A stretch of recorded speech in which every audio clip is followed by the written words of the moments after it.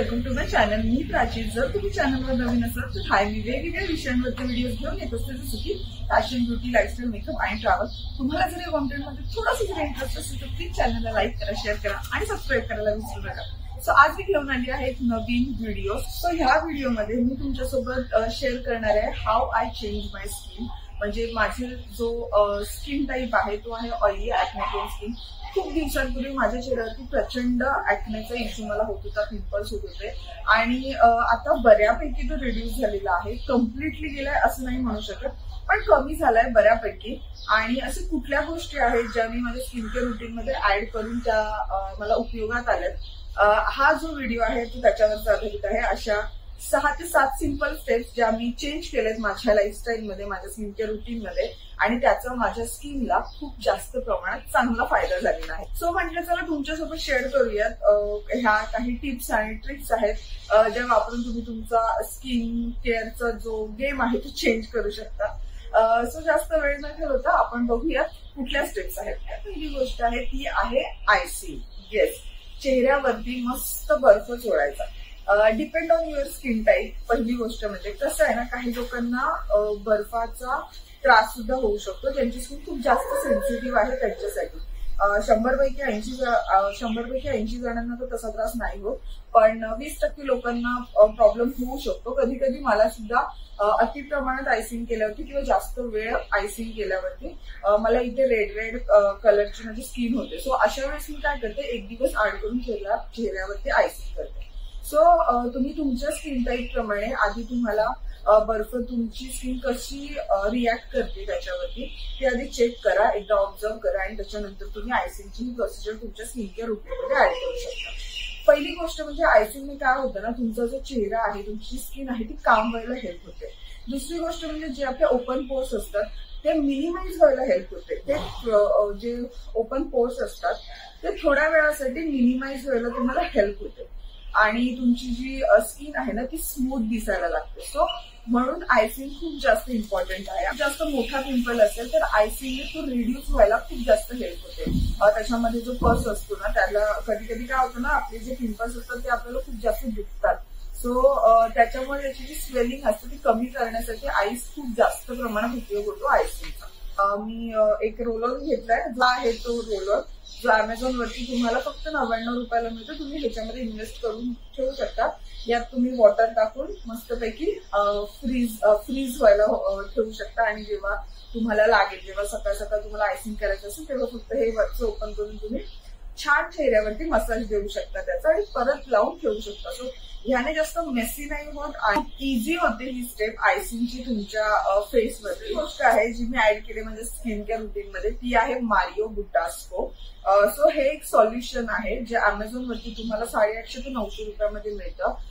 Urmila निंबाळकरचं युट्यूबचं channel आहे, तिला मी follow करते आणि तिच्याच रेफरन्सने मी हे जे सॉल्युशन आहे ते विकत घेतलं होतं आणि ते अमेझिंग आहे. सो हे आहे ते solution Mario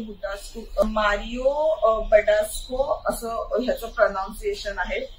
skin care since 1967 drawing solution आहे हे. बाय द वे हे पूर्ण चेहऱ्याला नाही लावायचंय. ह्याच्यामध्ये खूप मोठ्या प्रमाणात सॅलिसिलिक ऍसिड आणि ग्लायकोलिक ऍसिडचा वापर केलेला आहे. सो रात्री झोपताना इयरबड घेऊन तुम्ही हे जे सोल्युशन आहे, आतमध्ये तुम्हाला पिंक कलरचं सोल्युशन दिसतं. सो ह्याच्यात डीप करून जेवढं तुम्हाला हवं तेवढं घेऊन जिथे जिथे तुम्हाला पिंपल असेल तिथे तिथे फक्त तुम्हाला डॉट मोशन मध्ये लावायचं. That's it. आणि तुम्हाला रात्रभर ते तसंच ठेवायचंय. रात्रभर तसंच ठेवून सकाळी ते तुम्हाला धुवून टाकायचंय. ह्याच्यामध्ये कापूरचा वापर केलेला आहे, सॅलिसिलिक ऍसिड आहे, ग्लायकोलिक ऍसिड आहे. सो हे सगळे जे सॉल्युशन्स आहेत जे जेव्हा एकत्र येतात तेव्हा तुमचा जो पिंपल आहे तो लवकरात लवकर ड्राय होण्यासाठी ह्याची हेल्प होते. मी पिंपल पॅच पण वापरून बघितले आणि त्याचा काही उपयोग नाही झालाय, बट हे सॉल्युशन जेव्हापासून मी यूज केलंय, जो पिंपल जायला तुम्हाला 4 दिवस लागतात तो पिंपल तुमचा 2 दिवसात नक्की नाहीसा होईल. आणि जे छोटे छोटे बम्स येतात आपल्या स्किनवरती ते तर तुम्हाला एका रात्रीमध्येच गायब झालेले दिसतील. आणि दुसरी गोष्ट म्हणजे जे डाग राहतात तुमच्या चेहऱ्यावरती ते सुद्धा राहत नाहीत.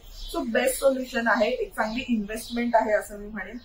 जर तुम्हाला खूप जास्त पिंपल्सचा प्रॉब्लेम असेल, सारखा अधूनमधून होत असेल, तर तुम्ही ह्या सोल्युशन मध्ये इन्व्हेस्टमेंट करू शकता. पण खूप अति प्रमाणात पिंपल्स आहेत आणि खूप जास्त चेहरा भरलाय, तर मी सजेस्ट करेन की तुम्ही कुठल्याही डर्मॅटकडे जाऊन पहिलं स्किन स्पेशालिस्टला दाखवा आणि त्याच्यानंतर त्यांच्या गायडन्स थ्रू जे काही आहे ती तुमची प्रक्रिया करा.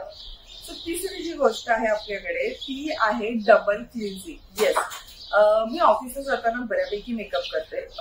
Makeup in the sense mascara किंवा एखादं कुठलं तरी कन्सिलर जर डार्क स्पॉट्स हाईड करायचे असेल तर, आणि लिपस्टिक. सो मी घरी आल्यावरती सगळ्यात पहिलं कोकोनट ऑइल घेते, ते माझ्या हातावरती मसाज करून म्हणजे पूर्ण चेहऱ्यावर मसाज करते, टिश्यू पेपरने पुसून घेते. ही झाली आपली पहिली क्लिन्झिंग मेथड.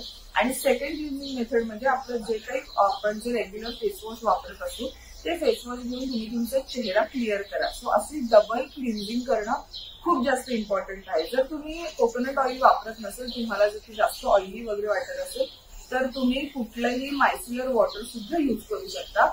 बायोडर्माचं मायसिलर वॉटर प्रचंड छान आहे, मी स्क्रीनवरती तुम्हाला फोटो दाखवेन. किंवा रेग्युलर तुम्हाला जसं माहिती आहे गार्नियरचे सुद्धा खूप सारे मायसिलर वॉटर्स आहेत. आता तर लॅक्मे आणि खूप साऱ्या ब्रँडमध्ये मायसिलर वॉटर चालू आहेत किंवा मेकअप रिमूव्हर बाम्स येतात वेगवेगळे, ते सुद्धा तुम्ही युज करू शकता. पण सगळ्यात चिपेस्ट आणि बेस्ट वे आहे तो म्हणजे कोकोनट ऑइल, जो मला पर्सनली खूप जास्त आवडतो.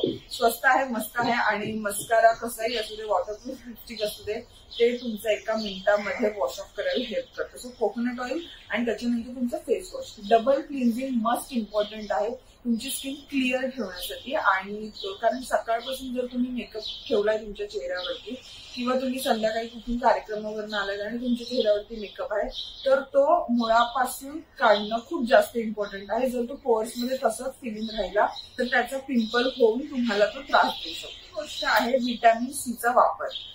सो तुम्ही तुमच्या स्किन केअर मध्ये व्हिटॅमिन सी नक्की इन्क्लूड करा. व्हिटॅमिन सीने काय होतं ना, तुमचा चेहऱ्याचं कॉम्प्लेक्शन चेंज होतं. व्हिटॅमिन सी आपल्या बॉडीसाठी, आपल्या हेअरसाठी आणि आपल्या फेससाठी, आपल्या स्किनसाठी प्रचंड इम्पॉर्टंट आहे. आणि सध्या व्हिटॅमिन सीच्या खूप सारे रेंज अवेलेबल आहेत. मी तुम्हाला सगळ्यात चांगलं, जर माझं personal favourite vitamin C serum जे आहे ते मी मेन्शन करते, ते डॉट अँड कीचं. हे माझे 2 ते 3 बॉटल ऑलरेडी मी यूज केलेले आहे. खूप छान सिरम आहे, तुमच्या स्किनचं कॉम्प्लेक्शन सुधारतं, चेहरा स्मूथ दिसायला सुरुवात होते आणि बऱ्यापैकी चमक येते तुमच्या चेहऱ्यावरती. विदिन ग्लो येतो तुमच्या चेहऱ्यावरती. प्रत्येक वेळेस मेकअप करायची गरज नाही लागणार आणि अगदीच एकाच दिवसात तुम्हाला फरक नाही जाणवणार. कमीत कमी 2 ते 3 महिने यूज केल्यानंतर तुम्हाला स्वतःहून वाटेल की येस, व्हिटॅमिन सीचा प्रचंड उपयोग आहे. गोष्ट आहे ती आहे ग्लायकोलिक ऍसिड. सो ग्लायकोलिक ऍसिडचा वापर तुम्ही तुमच्या स्किन केअर रुटीन मध्ये ऍड करा. मी लोरियलचं सजेस्ट करेन तुम्हाला, कारण मी हे ऑलरेडी यूज केलेलं आहे. सो रात्री झोपताना जर मी सकाळी व्हिटॅमिन सी लावते तर रात्री मी ग्लायकोलिक ऍसिडचा वापर करते. सो ग्लायकोलिक ऍसिडचे 2-3 ड्रॉप मी तुमच्या चेहऱ्यावरती लावायचे. ग्लायकोलिक ऍसिडने काय होतं, तुमच्या चेहऱ्यावरचा जो एक लेअर असतो तो हटायला सुरुवात होते. म्हणजे एक एक्सफोलिएशन म्हणू शकता तुम्ही.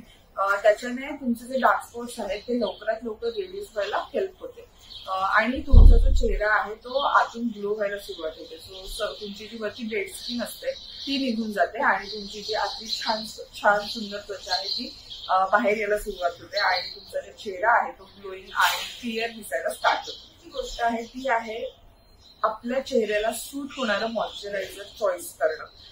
प्रत्येकाची स्किन टाईप वेगळी असते. काही लोकांची ड्राय असते, काही लोकांची ऑइली असते, काही लोकांचं कॉम्बिनेशन असते. सो मॉइश्चरायझर चॉईस करताना तुमच्या स्किन केअरच्या अकॉर्डिंगली तुम्ही चॉईस करा. जर समजा तुमची स्किन खूप जास्त ड्राय असेल तर तुम्ही क्रीम बेस्ड मॉइश्चरायझर वापरू शकता. जर तुमची स्किन ऑइली असेल तर तुम्ही बऱ्यापैकी जेल बेस्ड मध्ये जेवढे मॉइश्चरायझर्स आहेत ते सुद्धा वापरू शकता. आणि जर खूप जास्त ऍक्नेचा प्रॉब्लेम असेल तर त्याच्यामध्ये जे इन्ग्रेडियंट्स आहेत ते चेक करा. जर समजा ऍक्ने प्रोन स्किन असेल तर तुम्ही सॅलिसिलिक ऍसिडचा वापर करू शकता किंवा त्याच्यामध्ये नायासिनेमाइड असेल तर सुद्धा वापरू शकतात. त्याचा सुद्धा खूप छान उपयोग होतो तुमच्या स्किनसाठी.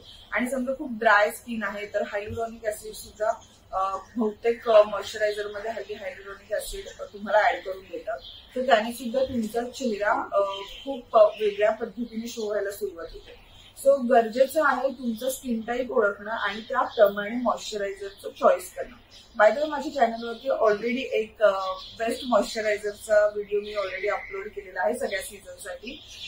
सो जर तुम्ही बघितला नसेल तर लिंक मी खाली डिस्क्रिप्शन बॉक्समध्ये तुम्हाला देणारच आहे. त्याने सुद्धा तुम्हाला एक गायडन्स येईल की कुठलं मॉइश्चरायझर कसं आहे आणि ते तुम्हाला सूट होईल की नाही होणार. त्याच्यावर गोष्ट म्हणजे ती आहे face wash. Yes, cleansing method जशी इम्पॉर्टंट आहे तसं क्लिन्झ करायला तुम्ही कुठलं फेस वॉश वापरतात ते सुद्धा खूप इम्पॉर्टंट आहे. हल्ली मार्केटमध्ये खूप सारे ऍक्टिव्ह इन्ग्रेडियंट्स ऍड करून तुम्हाला फेस वॉश मिळतात. सो डिपेंड तुमच्या स्किन टाईप काय आहे तसं तुम्ही फेस वॉश वापरू शकता. माझा पहिल्यापासूनचं फेवरेट जे फेस वॉश आहे ते आहे हिमालयाचं नीम फेस वॉश, जे मी बऱ्यापैकी कॉलेजपासून यूज करते. पण आता सध्या एक सॅलिसिलिक ऍसिड आणि ग्लायकोलिक ऍसिड ह्याचं कॉम्बिनेशन असणारे खूप सारे फेस वॉशेस मार्केटमध्ये अवेलेबल आहेत. ते सुद्धा तुम्ही तुमच्या स्किन केअर रुटीनमध्ये ऍड करू शकता, ज्याने तुम्हाला ऍक्नेचा प्रॉब्लेम कमी होईल. आहा ग्लो करून सुद्धा एक डर्मॅट खूप जास्त वेळा तुम्हाला रिकमेंड करतात.